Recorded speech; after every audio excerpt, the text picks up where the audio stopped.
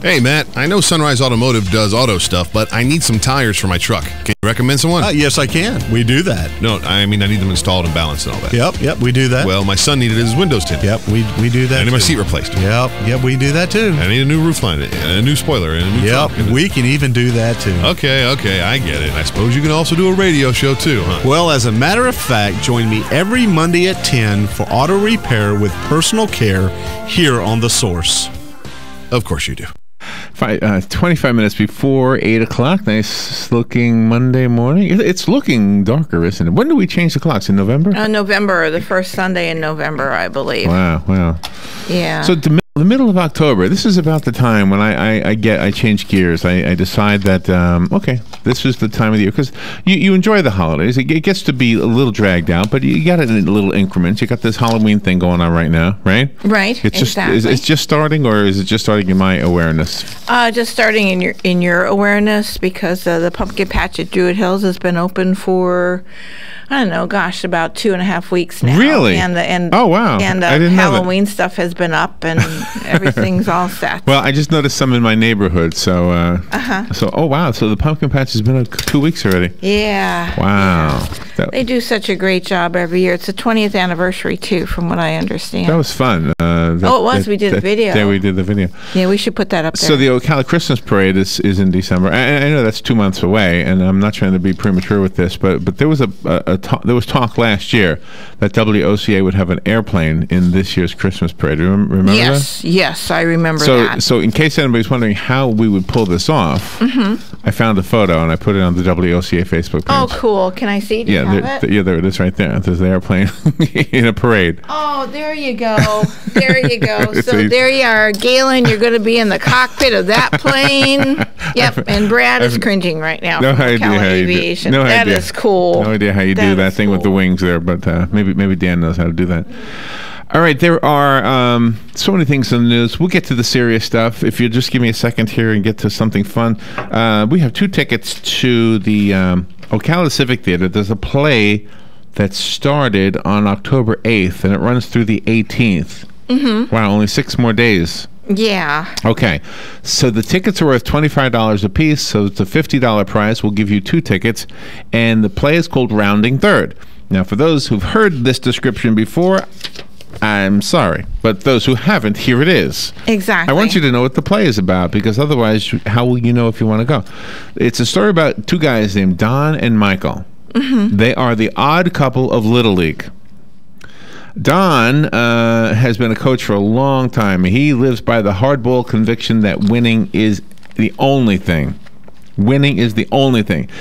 The new assistant coach, Michael, throws him a curve because he insists it's not about winning, it's about the kids having fun. Well, Don is a beer-guzzling, blue-collar, all-American guy. And he threatens his little guys, his players, including his own son, by the way, who is the team's star pitcher, that if you don't win, you will be in the spring musical. Oh, no, and the kids don't want to be in the spring musical. Grown. Well, Michael is considered a nerdy, white-collar kind of a guy. He likes lattes, and he can barely put down his cell phone long enough to talk to anybody. But anyway, he's also Canadian. He doesn't quite get this whole baseball thing anyway. Anyway, his son is kind of a klutzy kid, and he's kind of using this whole Little League thing to become closer, get closer to his little boy. Anyway, so these 2 guys, Don and Michael, are the focal points of this play called Rounding Third. The 2 polar opposites clash. It's a whole new ball game. Will the conflicting coaches ever become team players? With humor and heart, this comedy knocks it out of the park and hits a grand slam home run. Now, what did I have people do to win it last time? I had somebody sing "Take Me Out to the Ball Game." I had somebody say "You're out." Strike one. I need a strike one. Strike one or strike 3? Strike 3. No, strike 3, you're out. Yeah, oh, that's right. No. Let's see, strike 3. Strike 1. Strike 1. Strike 1. I need somebody to call out strike 1. There you go. If you do that, you will get these 2 tickets to the Ocala Civic Theater to see this play, Rounding Third. The number to call, you have to do it on the air. The number to call is 622-9622, 622-WOCA. 2 tickets. It's a wonderful theater.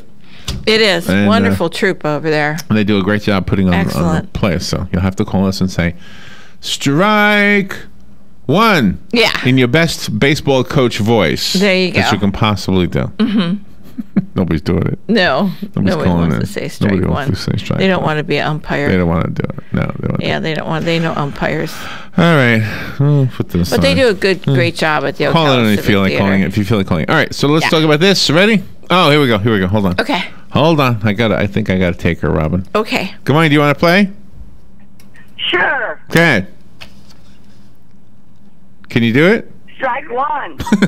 That's good enough for me. That's good enough for me. What is your first name? Linnell. Linnell. You know what I have to do? I have to take a break. And Linnell, you have to talk to Robin off the air. So let me take the break a little bit early. Let Linnell and Robin talk. And Linnell, you've got 2 tickets to the Ocala Civic Theater to see, what's it called again? Rounding Third. And hold on, we'll be right back. The weather is brought to you by myfwc.com. Safe boating is no accident. Overall for Monday, looking partly sunny, should be a nice day with a high of 82 to 85 degrees. Then on Monday night, clear skies, a low of 57 to 64. For Tuesday, mostly sunny, a high of 84 to 87 degrees. And Wednesday looks nice with plenty of sunshine for the middle of the week with a high of 84 to 87. From the Florida Weather Center, I'm meteorologist Evan Duffy.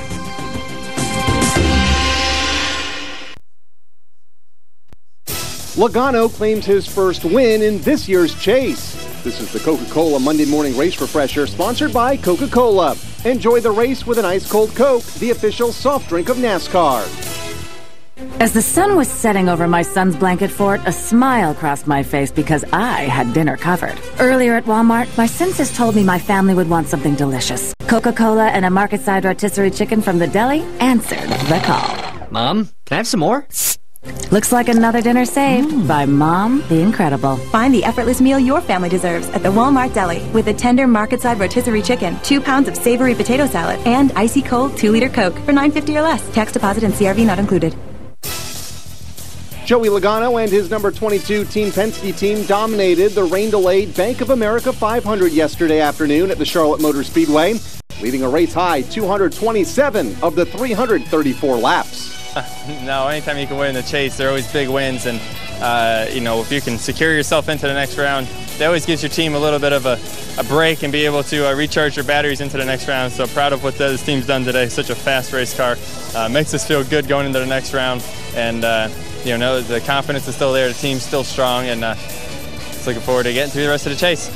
The win also secures Logano a spot in the eliminator round of the chase, which begins in 3 weeks at the Martinsville Speedway in Virginia, which means the pressure will be off a bit next week in Kansas and in 2 weeks at the restrictor plate race in Talladega. Behind Logano with the checkered flag yesterday was Kevin Harvick in second, Martin Truex Jr. in third, Denny Hamlin finished fourth, and Kurt Busch rounded out the top 5. Logano leads the championship standings by 6 points over Harvick, heading to the Kansas Speedway this weekend. This has been the Coca-Cola Monday Morning Race Refresher. Enjoy the race with an ice-cold Coke, the official soft drink of NASCAR. I'm Kyle Rickey on the Motor Racing Network. Legally Yours, brought to you by Fuller & Fuller Attorneys at Law. On the air every Wednesday morning at 10:30 a.m. with John Fuller, a board-certified civil trial lawyer for over 25 years. John welcomes your questions, from business to complex family matters to legal disputes. So tune in every Wednesday morning at 10:30 a.m. for Legally Yours with John Fuller, right here on WOCA 1370 AM and 96.3 FM, The Source. All right, 17 minutes before 8 o'clock. It's a beautiful looking Monday morning, really. 64 degrees. Hope you're doing well. Let's look at some of these things in the news. I told you I would tell you about the president banning pork from the prison, so let me do that one first. Yes. The Federal Bureau of Prisons has banned pork products from being served in the 122 prisons it runs nationwide. The report, by the way, from the Washington Post.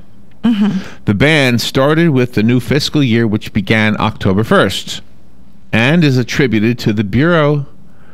Is attributed by the Bureau to prisoners not liking pork. So that's too bad. Surveys over recent years have found prisoners like pork least of all the meats, and it's too costly. Yeah. This, according to Prison Bureau spokesman Edmund Ross. The National Pork Producers Council is skeptical. Of course. They say, what are you talking about? Everybody loves bacon. Dave Warner, a spokesman for the group, said, quote, I find it hard to believe that a survey would have found a majority of any population saying, no thanks, I don't want any bacon. And they shouldn't take a survey in prison. Those guys should eat what they're served. They deserve it. The Council on American Islamic Relations praised the move. There you go. Their spokesman, Ibrahim Hooper, said, quote, in general, we welcome the change because it's facilitating the accommodations of Muslim inmates. There you go. That's the real reason. We hope it's not an indication of an increasing number of Muslims in the prison system. Non-pork options, however, have always been available to Jews and Muslims. Both religions don't eat pork products for religious reasons. Anyway, the nation's 206,000 federal prisoners still can buy packaged pork rinds and pre-cooked bacon in the prison commissary. So it's not totally out of the... Isn't that an interesting story? It is. It's very interesting. I don't know what that means. Well, considering they're bad, they've done bad things. They've upset lives, and now they have a voice as to what they should be served? No, I don't think so. But it all boils down to the Muslim community. That's what it boils down to. Well, where does it say in this article, though, that the president did this? It only says it in the headline. It says Obama bans pork from prisons. He probably signed it. Anyway. Probably signed something. So there you go. All right, His executive order. What else is in the news? This is more... Well, this is politics / showbiz. Steven Tyler from the group Aerosmith has asked Donald Trump to stop using his music at campaign events without permission. Oh. And yet the two of them seem like they're friends. Yeah. Attorneys for Steven Tyler sent the Trump campaign a cease and desist letter on Saturday, telling Trump to stop using the song Dream On. According to the letter, the campaign's use of the song gives the false impression that he is connected with or endorses Mr. Trump's presidential bid. An attorney for Tyler said in a statement the letter was not a sign of a personal issue, but a matter of permission and protecting artists' copyright. Oh, I guess they're friends. He just doesn't want to appear to be endorsing a candidate. I don't know. Stephen wrote the song Dream On when he has 100% of the credits. And this is about the unauthorized use of his property, attorney Dina Lapolte said. The letter was a follow-up to a previous request for Trump to not use Aerosmith music after an August 21st event. Tyler and his attorneys are now requesting compliance within 24 hours, or they could take other legal actions. Since the first letter, the campaign has continued to use the song as the soundtrack to Trump's entrance to several events, including this weekend's rally in Georgia. Last year, Donald Trump praised Aerosmith and Steven Tyler after their performance in New Jersey. He tweeted, quote, I attended Aerosmith last night in Newark, New Jersey. Doesn't get any better than that. Steven Tyler was fantastic. Great energy. Gosh, nobody's going to think that. Nobody's going to think Steven Tyler endorses it. Trump and his wife Melania posed for a photo with Tyler, and the frontman called out to the Trumps before performing I Don't Want to Miss a Thing as they sat in the audience. Trump later invited Tyler to August's Republican candidate debate. Tyler is a registered Republican. So, no, there's something going on there. Well, it's whatever it is. Yeah. What do they say on the Fox News promo? We report, you judge. Exactly. Although this is the time period we're allowed to judge. We reserve the right to offer our opinion on these things. Exactly. Is the House Select Committee's Benghazi investigation partisan? There was a story this morning from here in Florida, from the Florida News Network, that the chair of the Democratic National Committee says the true intentions of the House Committee on Benghazi have always been political. Florida Representative Debbie Wasserman Schultz appeared yesterday on CNN's State of the Union. She said, quote, the majority leader, Kevin McCarthy, bragged about how it has brought Hillary Clinton's numbers down, meaning the Benghazi. Oh, yeah, she was awful with that. Yeah. She was awful. Wasserman Schultz called the committee on Benghazi a partisan witch hunt. Over the weekend, Major Bradley Podliska told CNN the committee turned its focus almost exclusively on the former Secretary of State when news broke of the use of a private email server. And the president is saying she did something wrong, but she didn't harm the security of the nation. Democrats say, yes, this is a very partisan investigation. Republicans would say it's anything but that. So over the weekend, a former committee staffer accused the Republicans of only being interested in sticking it to Hillary. Anyway, Hillary Clinton's campaign promptly told anyone who would listen that the probe is a partisan sham. The committee flatly denied those allegations and accused the staffer of harboring his own bias against members of the Obama administration. The Benghazi thing shows that Hillary doesn't care for human life. She said, what difference does it make? Those people died. And she said, what difference does it make? And we don't need a president like that. Doesn't value human life. In Iran, a Washington Post journalist, Jason Rezaian, probably saying his name wrong, is facing a sentence. Nobody knows what the sentence will be. A verdict was handed down as guilty in his case yesterday. The lawyers have 20 days to appeal, but we don't know what the sentence is. Oh, gosh, oh my. What do you think it is? Gosh. And in the Middle East, the violence seems to continue without end. Stabbings, shootings, and explosion in the West Bank yesterday. A 13-year-old boy died after being shot by a rubber bullet. 10 Palestinians died during the violent weekend. Israeli Prime Minister Benjamin Netanyahu ordered police reinforcements in Jerusalem, and some 1,300 reserve border police have been mobilized, both in Jerusalem and throughout the country. Oh, my gosh. Oh, my gosh. It's so horrible over there. And in Turkey, thousands of people took to the streets of Ankara yesterday, just hours after 2 bomb blasts tore through crowds taking part in a peace rally. No group has claimed responsibility for the bombings, although ISIS is the #1 suspect. ISIS. Everybody has a different way of saying it. IS, yeah. Anyway, it comes in a politically insensitive time for the nation, which has a national election just 3 weeks. It's so horrible. What else? In Disney World, a monorail got stuck for 2 hours Saturday afternoon. The monorail yellow, if you want to know which one it was, got stuck between stops at the Magic Kingdom and the Contemporary Resort. It took 2 hours to fully evacuate the passengers. The monorail runs on electricity, and because of that, the riders had no air conditioning while they were stuck on the monorail for 2 hours. No one was injured. The Reedy Creek Fire Rescue blamed the incident on a mechanical issue.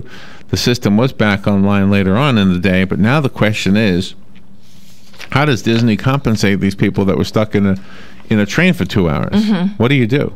Yeah. What has been done before? Disney dollars. So that's there you go. Do they still sell Disney dollars? I don't know. Gosh, remember Disney used to print its own currency? Yeah, but now you got plastic cards. Oh yeah. Buy the plastic so that's card. or the wristband. Yeah, that's right. That's right. Maybe admission for life or something like that. They should do that. I don't know. Gosh, that's going to be tough. They'll figure something out though. They'll figure something out. Here's an interesting thing. This is very political in nature. What do you think? Former House Speaker Newt Gingrich said Wisconsin Representative Paul Ryan should be very cautious before giving in to pressure to run for House Speaker. Oh. He was on Fox News yesterday, Gingrich was. He said it will be easy to get the 218 votes needed to be elected Speaker, but then he will have to get down to the dirty business of running the House, which could immediately sink his popularity. He said, Newt Gingrich said, you get to keeping the government open. You get to keeping the government open through a continuing resolution, and then you get to the debt ceiling. And if you're not careful by Christmas, you resemble John Boehner because these things are hard. So they were talking about by governing by punishment. If you think about your legal obligation to buy health insurance, you're forced. You have been governed by punishment, because if you don't do it, you will be punished. That's right. If you don't buy the insurance, if you don't have health insurance, you'll be punished. Exactly. Regarding the replacement of John Boehner, Gingrich placed part of the blame for the current strife within the Republican Party on the centralization of power among the Speaker and the committee chairman. So the 40 members of the Freedom Caucus are pushing for a more conservative House Speaker and say they could be persuaded to vote for Ryan, though they currently endorse Daniel Webster from here in Florida, just down the road. He represents what, the Villages? Yeah. The Villages or Leesburg or somewhere just south of us. Around Orlando area. He's got, bits and pieces. So, I mean, how come that, he wants to run? Why don't they vote on him? As for reports that he would consider taking the job again himself, Gingrich said he was put into a mousetrap by radio talk show host Sean Hannity. Oh. who asked him about the subject in a way he couldn't say no. No one would turn down the job if enough members asked, he said, though the Speaker doesn't have to be a current member of Congress. Gingrich called his chances nil. Mm-hmm. So we had him on once, remember? We had Newt Gingrich on. We did. Sent us some books, and boy, it was pretty popular. Yeah, very much so. Very much so. Nice fellow.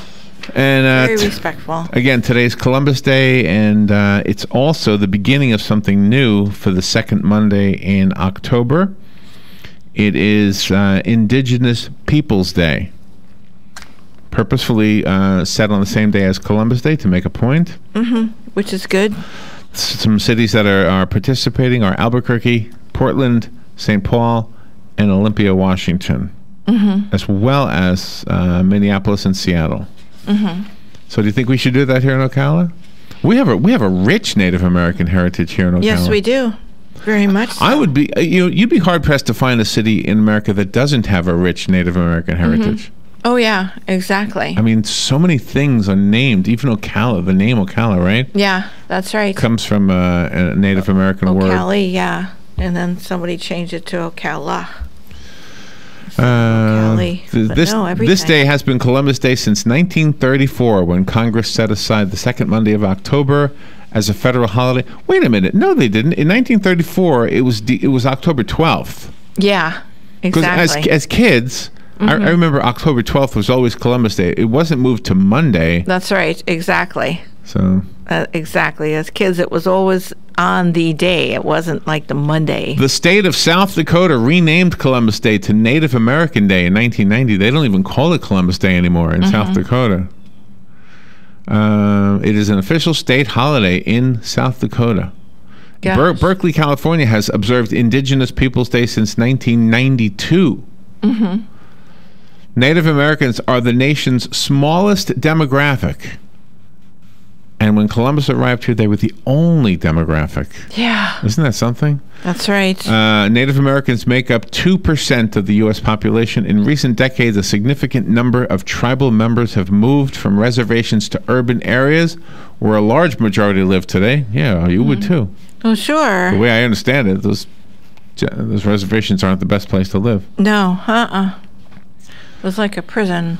Parades and festivals that developed around Columbus Day have faced protests that are known for being confrontational, especially in Denver. Anna Van, a longtime member of the Sons of Italy's Denver Lodge, recalls protests during the 1992 parade, which marked the 500th anniversary of Columbus's voyage, as the most unnerving and pivotal. That year, protesters blocked the parade route for several hours. Oh, my. After that, the parade wasn't held again until 2000. Gosh. Wow, so it went for 8 years without a parade. It has been difficult to make it the draw it once was. Nobody's interested in Columbus Day parades anymore. No, No, people just go about their business. So do you think we'll see the call for Columbus statues to be removed? No, I don't think so. I don't think so. Did the world... I still go back to this thing. What would the world be like if Columbus got here and said, "Oh my gosh, this isn't India"? And what if he had reached India? He wouldn't have been conquering those people, would he? He would have been trading for spices or something. Isn't that what we were taught? Right, exactly. So what? Once they discovered he made a mistake, so, oh wow, there's a whole land over there. But there's people on it. Yeah. We got to do something about those people. That's right. Get rid of them. It's awful. It's happening today. ISIS. Yeah, it's still happening today. Same thing. What do you think would happen if we found people on Mars?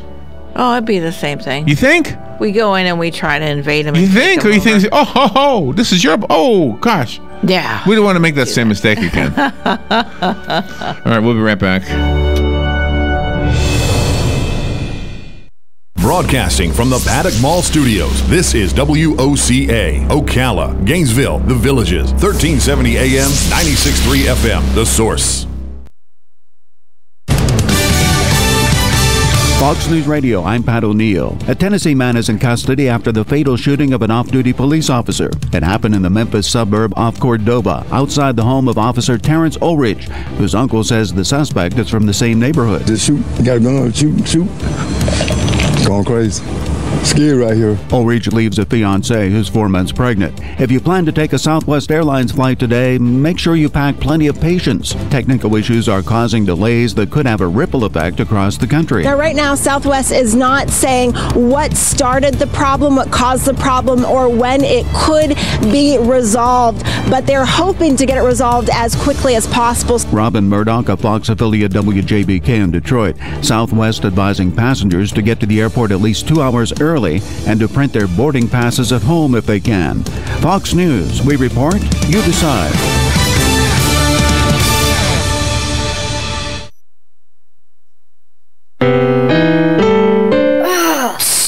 Steven. Who said that? Me, down here. What are you, a yellow booger? I'm a banana slug, Steven. Well, what are you doing in my room? I'm your sense of adventure. Don't you remember me? Don't you know that we miss you? Miss me? Who misses me? You know, all your friends in the forest. The trees, the pond, that little fort that you made out of branches. We all miss you. Mom took me to the forest last year. I'm a slug, Steven. It took me a long time to get here. Oh, I guess that makes sense. This forest is not that far away. Have an adventure today. I'm sure your mom would take you. You're right. I should get out. I want to have fun. Play in puddles, catch frogs, and climb trees. Hey, Mom! Yeah, hon? Steven, what is that in your hand? It's my sense of adventure, Mom. It's telling me we need to get out of the house and have some fun in nature today. Come to the forest where the more adventurous you lives. Check out discovertheforest.org for cool places nearby. Brought to you by the U.S. Forest Service and the Ad Council. Hi, this is JP from Penn Flooring here in Ocala. I would like to invite you to come in and visit our spacious showroom where we have solutions for every style and budget. From wall-to-wall carpet to hardwood floors and tiles, we have an unsurpassed selection of flooring. At Penn Flooring, we've provided quality customer service with a family touch for over 25 years. Visit our website at pennflooring.com or come by our showroom, 1201 Southwest 17th Street, just over the bridge. Penn Flooring, quality customer service with a family touch. This is a public notice. Local residents can now save thousands of dollars on their next car, truck, or SUV. It's not a tent sale, because no tent is big enough to hold this many cars. It's OcalaForSale.com.